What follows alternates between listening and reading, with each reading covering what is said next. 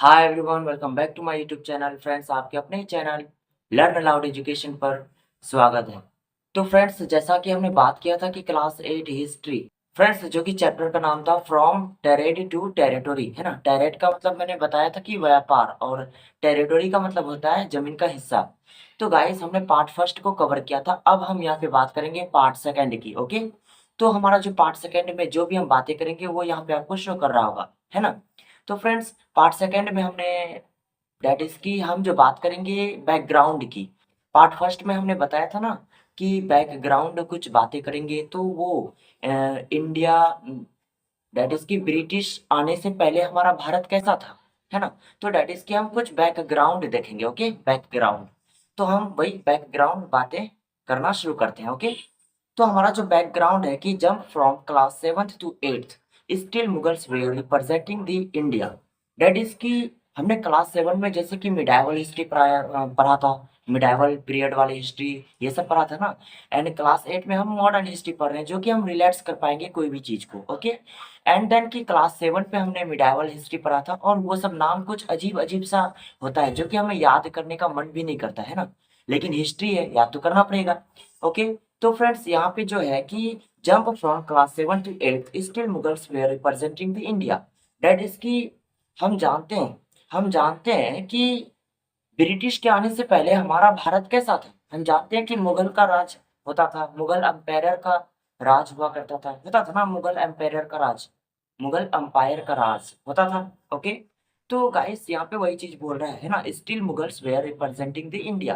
That is कि मुगल का राज हुआ करता था ब्रिटिश के आने से पहले। ओके, एंड देन की Aurangzeb was the last powerful Mughal ruler. Aurangzeb जो है हमारा बादशाह, औरंगजेब, ये हमारा लास्ट पावरफुल क्या थे, मुगल रूलर थे। ओके, आफ्टर हिज डेथ 1707, है ना, many Mughal governors, subedars began asserting their independence.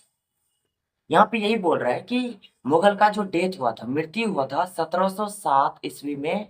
मृत्यु हुआ था किसका, मुगल का। सॉरी सॉरी सॉरी, यहाँ पे जो डेथ हुआ था ना, औरंगजेब, औरंगजेब की डेथ हुआ था, है ना। औरंगजेब हिज डेथ 1707 यानी 1707 में औरंगजेब की मृत्यु हो गई थी, है ना। तो उसके बाद क्या हुआ, उसके बाद क्या हुआ, तो देयर इंडिपेंडेंस, है ना।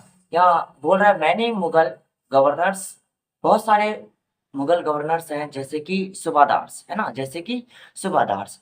तो यहाँ पे बोल रहा है कि बिगन असर्टिंग देयर इंडिपेंडेंस। तो डैट इज की जैसे ही औरंगजेब का मृत्यु हो गया, तो खुद में सब, डैट इज की, मान लो अगर हमारा भारत में पूरा मुगल का राज चल रहा था। ओके, चल रहा था ना, पूरे मुगल का राज चल रहा था।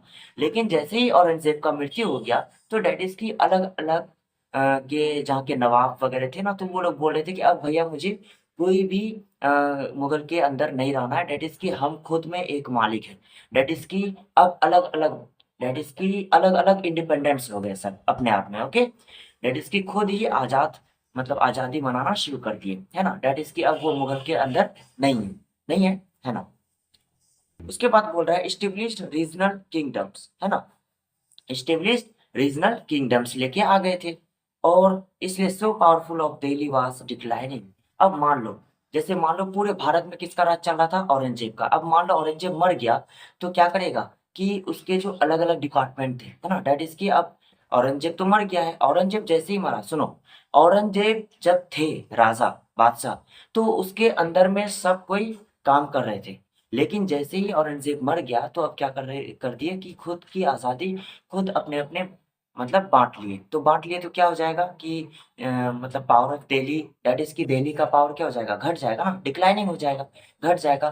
तो वहाँ का पावर क्या हो जाएगा, खाली हो जाएगा। इसलिए तो लिखा है वैक्यूम ऑफ पावर, वहाँ का पावर क्या हो जाएगा, खाली हो जाएगा। और खाली हो जाएगा तो क्या हो जाएगा, एक नया एंट्री हो जाएगा, किसका, जो कि मतलब एक रिज़ल्ट आ रहा है, जो कि नया पावर का एंट्री हो जाएगा। अब वो पावर का एंट्री किसका होगा, ब्रिटिश वाले का, है ना।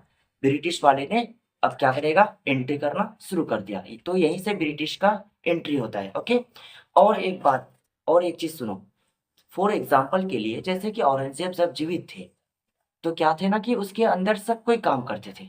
अब जैसे ही औरंगज़ेब 1707 में मृत्यु हो गई, मर गया, है ना, तो क्या हो जाएगा ना कि अब फॉर एग्जाम्पल के लिए कि अब जो वो डेथ कर गए, कौन, औरंगजेब 1707 ईस्वी में।